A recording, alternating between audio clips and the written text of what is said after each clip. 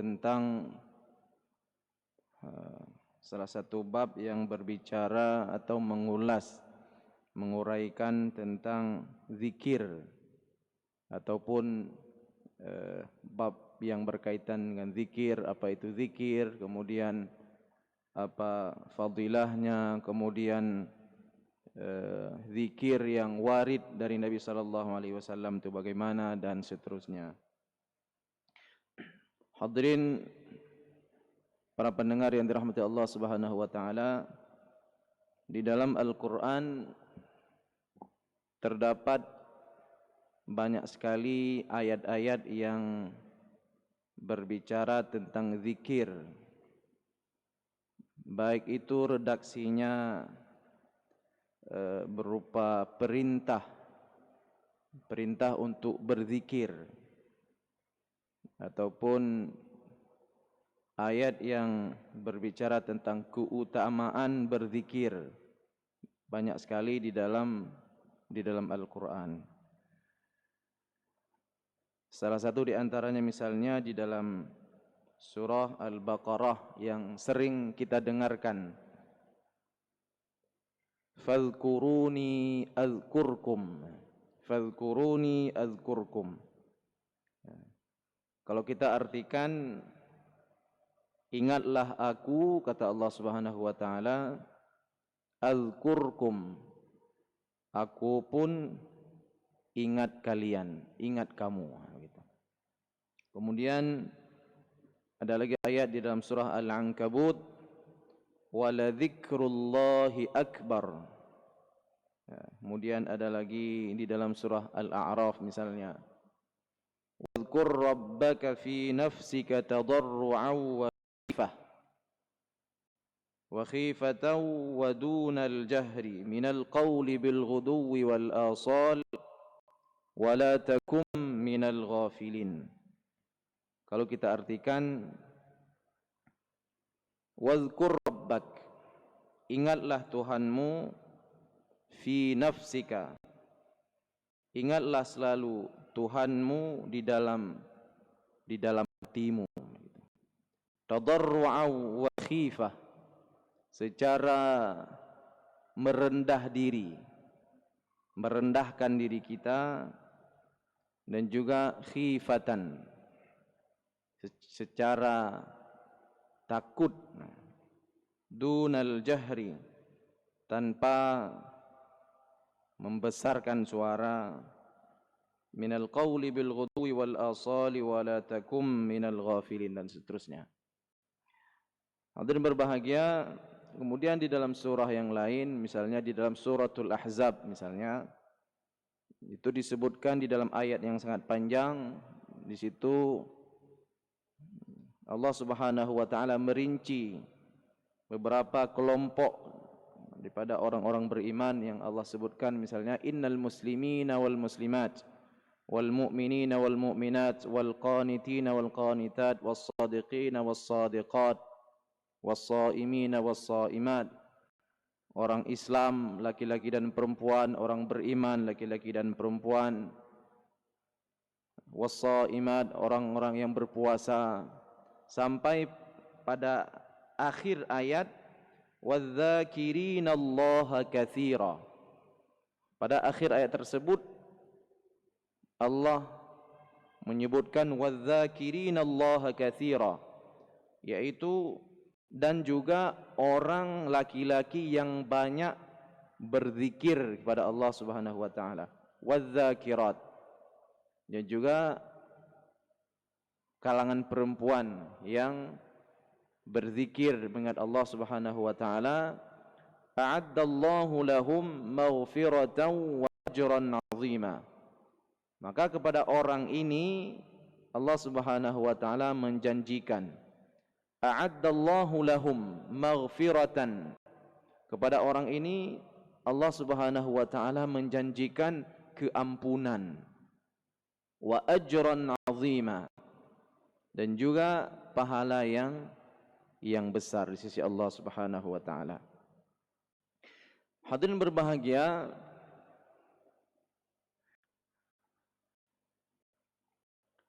pensyarah dalam kitab Riyadhus Shalihin ini beliau menyebutkan bahwa zikir itu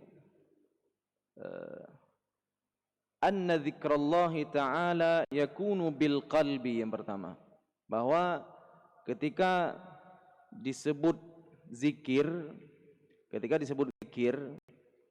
itu dengan za bukan za, zikr. Yang pertama, zikir itu ada kalanya dengan hati, kata syarih dalam kitab ini. Yakunu bil qalbi wa yakunu bil lisani. Ada zikir hati, kemudian ada zikir lisan, katanya. Zikir hati dan zikir lisan. Wa yakunu bil jawarih, dan juga ada zikir dengan anggota tubuh kita. Ammal qalbu fahuwa tafakkur. Dikatakan yang dimaksud atau yang termasuk ke dalam zikir hati itu at-tafakkur, yaitu tafakkur. Apa itu tafakkur? Zikrullahi ta'ala bil qalbi an yatafakkara al-insanu fi asma'illah wa sifatihi wa ahkamihi wa af'alihi wa ayatih. Jadi dikatakan zikir hati seseorang itu yaitu ketika dia memikirkan atau melihat tentang keagungan ciptaan Allah Subhanahu wa taala. An yatafakkara al-insanu fi asma'illah, tentang keagungan nama-nama Allah Subhanahu wa taala. Wa sifatihi, dan juga sifat-sifat keagungan Allah Subhanahu wa taala. Wa af'alihi wa ayatihi, dan juga ayatih, tanda-tanda kekuasaan Allah Subhanahu wa taala yang ada di alam ini. Sehingga di dalam Al-Qur'an sendiri, hadirin berbahagia, itu banyak sekali terdapat perintah untuk kita selalu bertafakkur tentang ciptaan Allah Subhanahu wa taala. Bertafakkur tentang ciptaan Allah Subhanahu wa taala. Misalnya di dalam Al-Qur'an disebutkan, awalam yanzuru fi malakutis samawati wal ard ma khalaqallahu min syai'in an 'asa an yakuna qad iqtaraba ajaluhum. Awalam yanzuru fi malakutis samawati wal ard. Kenapa mereka tidak memperhatikan fi malakutis samawati wal ard? Bagaimana Allah menciptakan, atau fi malakutis samawati wal ard, keagungan kerajaan langit dan bumi. Kerajaan langit dan bumi Allah Subhanahu wa taala. Ini diperintahkan di dalam agama kita. Dan hadirin berbahagia, dikatakan bahwa ketika seseorang melihat, bertafakkur tentang alam ini, maka disitulah akan menambah keimanan seseorang. Kenapa iman bertambah ketika kita melihat ciptaan Allah Subhanahu wa taala? Karena kita manusia yang tercipta dari materi. Karena kita manusia yang tercipta dari materi, jadi asar atau bekas-bekas daripada ciptaan Allah Subhanahu wa taala itu menghadirkan keagungan Sang Pencipta di dalam diri kita. Bahkan saya sering menyampaikan di sini, bahkan nabi sekalipun itu untuk menguatkan atau meneguhkan atau menambah keimanan kepada Allah Subhanahu wa taala, seperti Nabi Ibrahim alaihissalam misalnya. Nabi Ibrahim alaihissalam, beliau minta lihat tanda-tanda kekuasaan Allah Subhanahu wa taala. Minta lihat tanda-tanda kekuasaan Allah Subhanahu wa taala. Kemudian ketika Allah Subhanahu wa taala menjawab, apakah Ibrahim ketika minta tanda-tanda kekuasaan Allah yang real, yang dapat dia lihat dengan mata kepalanya, apakah Ibrahim ini tidak beriman kepada Allah Subhanahu wa taala? Awalam tu'min, kata Allah. Qala awalam tu'min, kata Allah Subhanahu wa taala, apakah kamu Ibrahim tidak beriman kepadaku? Qala bala, kata Ibrahim, bukan tidak beriman ya Allah, bukan tidak beriman, akan tetapi ketika aku melihat ciptaanmu, kekuasaanmu yang bisa kusaksikan dengan mata kepalaku, maka kata Ibrahim, liyatma'inna qalbi. Jadi imanku itu semakin mantap. Liyatma'inna qalbi. Maka ketika itu Allah Subhanahu wa taala mengatakan, qala fakhudh arba'atan minat tayri. Maka ketika itu Ibrahim diperlihatkan satu kekuasaan Allah Subhanahu wa taala yang dahsyat, yaitu berupa seekor burung, ada 4 ekor burung. Fasurhunna ilaika thumma ij'al ala kulli jabalin minhunna juz'a thumma ad'uhunna ya'tinaka sa'ya. Ketika burung itu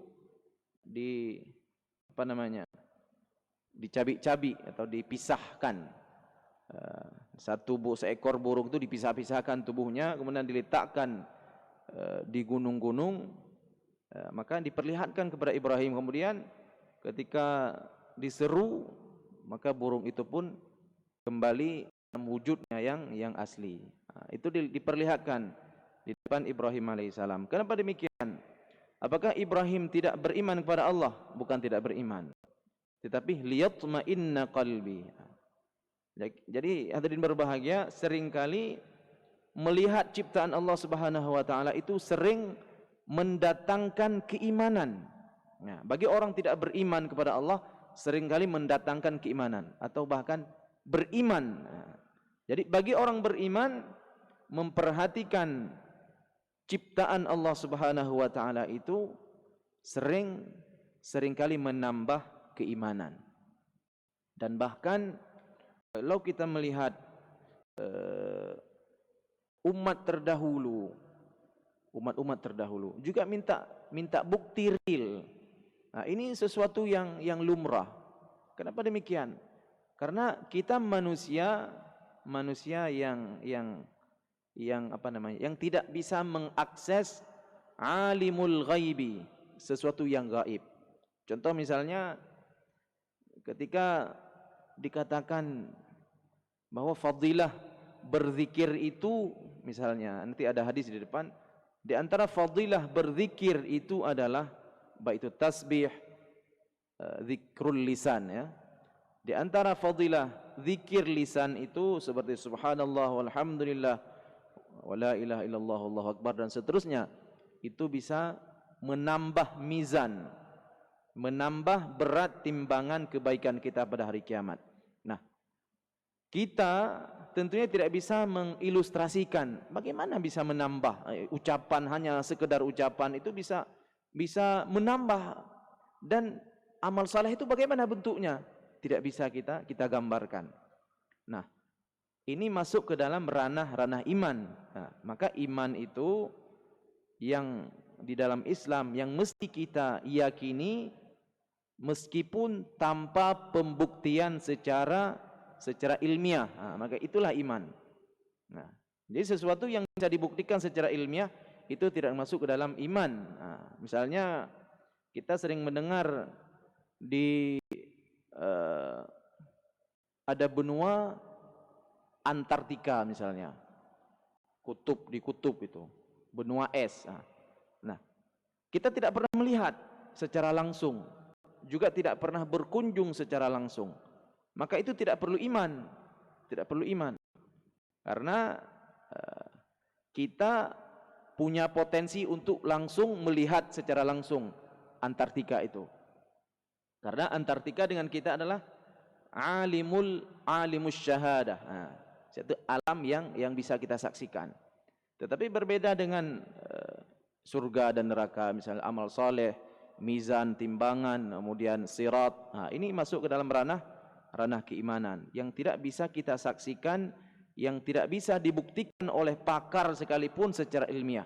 Maka ini masuk ke dalam wilayah keimanan. Hadirin berbahagia, ketika seseorang bertafakkur pada Allah Subhanahu wa taala, melihat keagungan ciptaan Allah Subhanahu wa taala, maka ini masuk ke dalam zikir qalbi, kata syarih dalam Riyadhus Shalihin ini. Hadirin berbahagia, kemudian yang kedua, wa yakunu bil lisani wa yakunu bil jawarihi. Yang seterusnya adalah zikir lisan dan zikir anggota tubuh kita. Wa yashmal, ini zikir daripada lisan ini mencakup yang pertama adalah kullu qaulin yuqarribu ila Allah azza wa jal min at-tahlili wat-tasbihi wat-takbiri wa qira'atil Qur'ani wal amri bil ma'rufi wan nahyi 'anil munkar wa qira'atis sunnah wa qira'atil ilmi. Kullu qaulin yuqarribu ila Allah azza wa jal fahuwa dzikrullah azza wa jal. Kemudian zikir yang masuk ke dalam zikir lisan itu mencakup pertama tahlil, tasbih, ya. Tasbih, kemudian takbir, Allahu Akbar, tasbih, subhanallah, tahlil, la ilaha illallah, wa qiraatil Quran, membaca Quran itu juga zikir.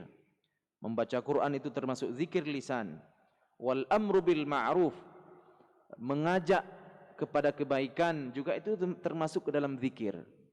Mengajak orang berbuat kebaikan, mengajak orang salat berjamaah misalnya, mengajak orang membaca Quran misalnya, atau mengajak orang menjaga lisannya.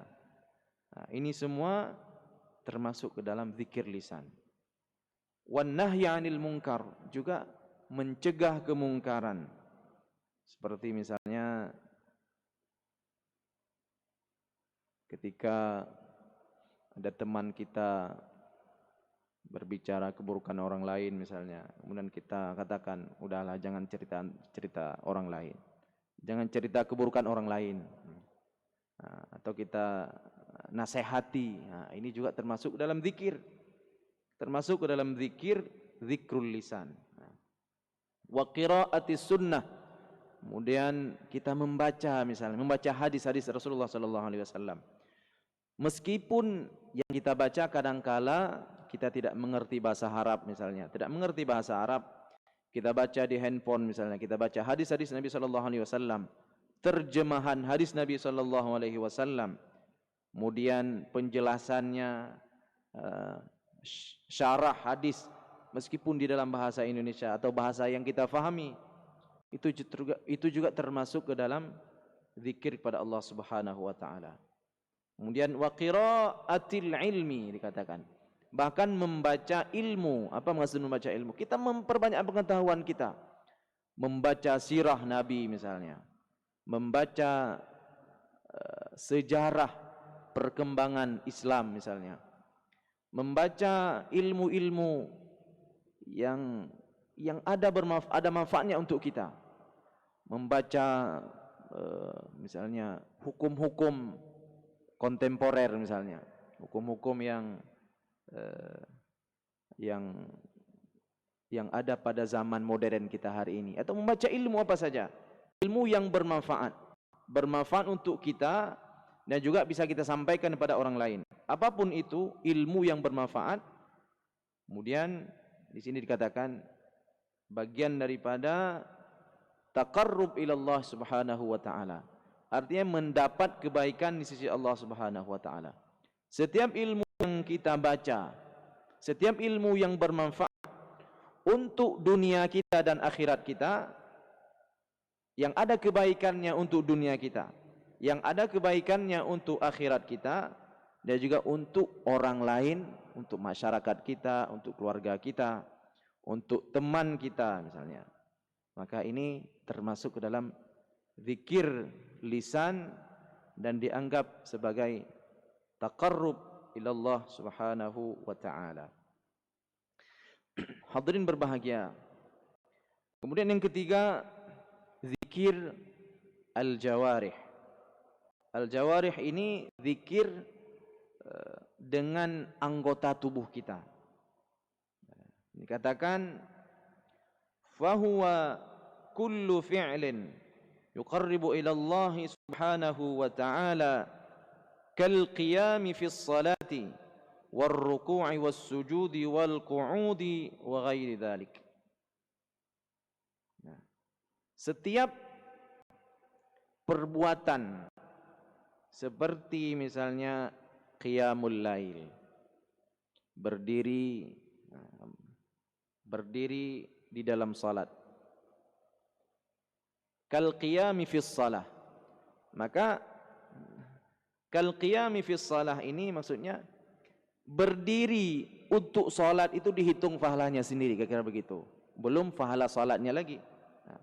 Kita berdiri di dalam salat itu ada hitungannya sendiri. Maka ini termasuk dalam zikrul jawarih, zikir anggota tubuh kita. War ruku', setiap ruku' yang kita lakukan di dalam salat kita.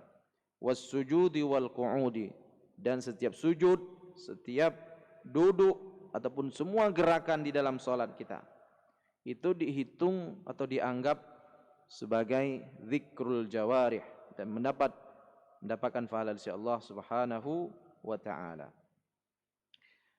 Hadirin berbahagia,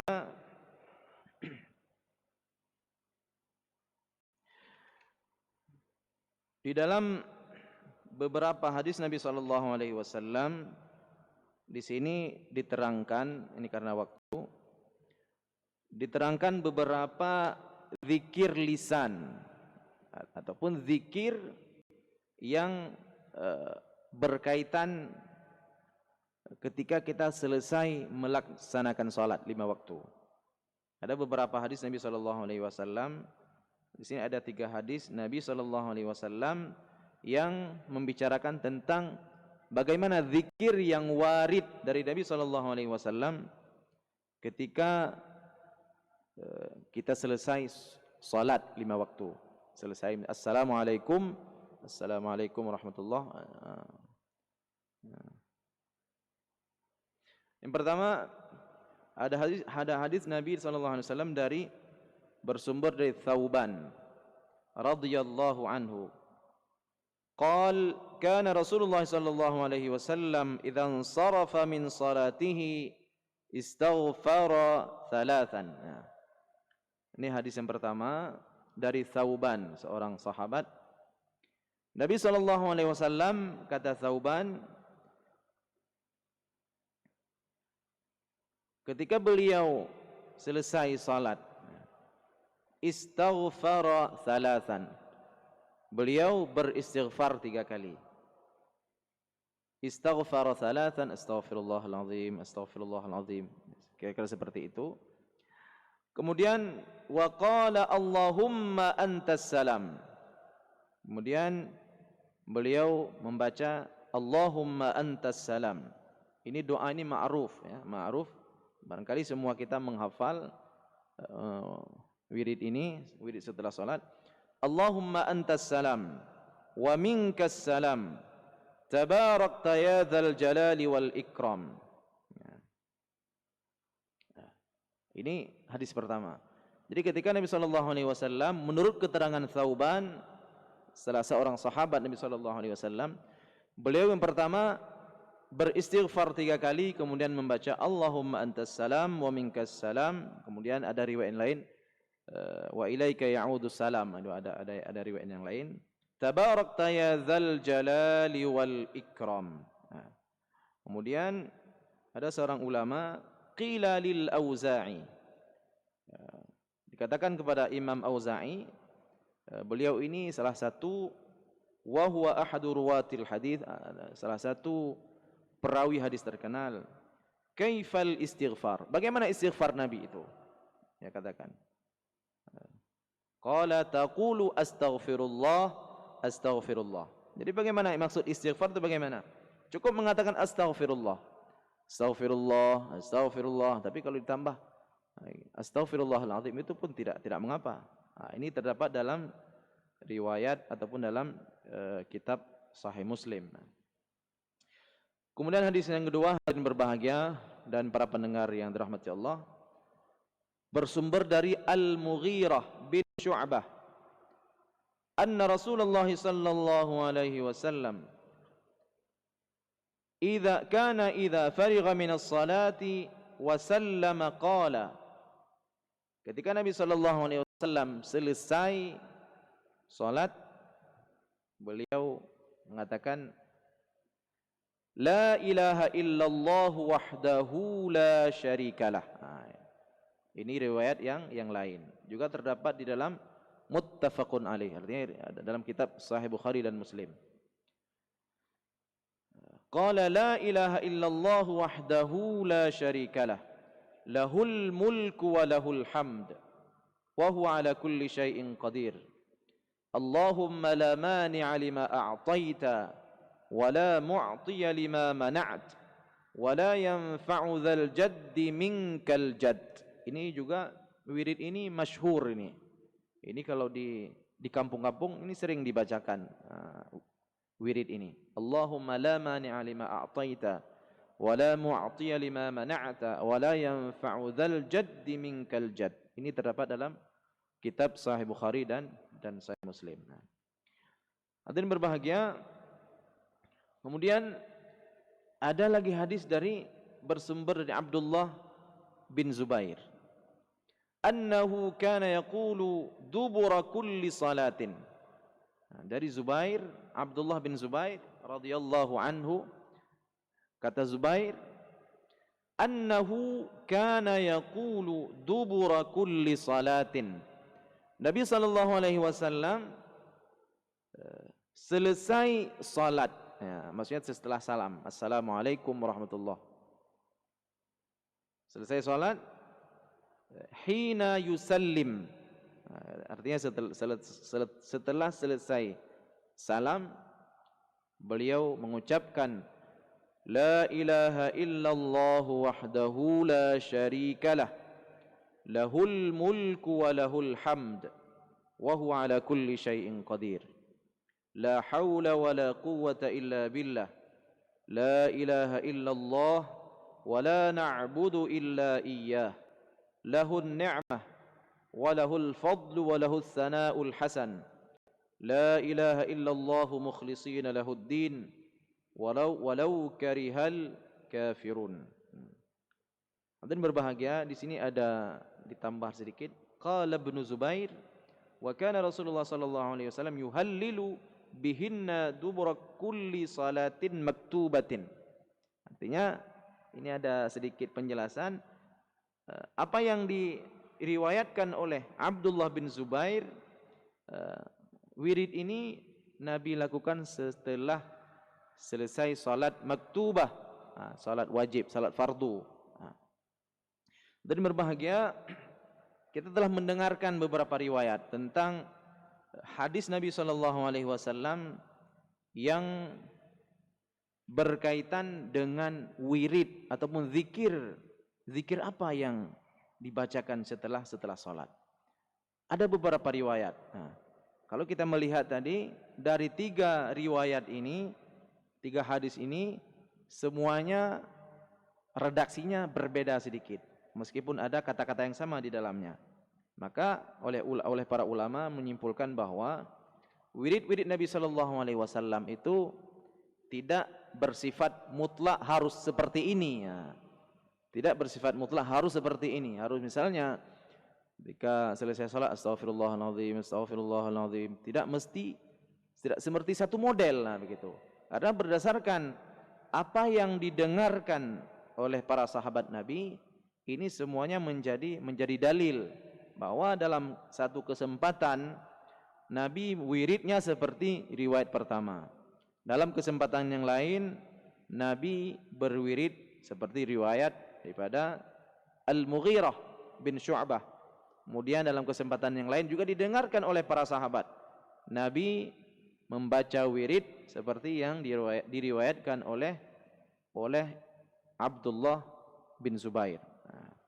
Hadirin berbahagia, barangkali ini saja yang dapat saya sampaikan tentang zikir, baik itu zikir yang sifatnya zikir qalbi, zikrul lisan maupun zikrul jawarih, dan ditambah sedikit tentang hadis-hadis Nabi sallallahu alaihi wasallam berkaitan dengan zikir warid yang dibacakan oleh Nabi sallallahu alaihi wasallam setelah selesai salat fardu. Mudah-mudahan memberikan manfaat pada kita semua. Aqulu qauli hadza wa astaghfirullah li wa lakum. Wassalamualaikum warahmatullahi wabarakatuh.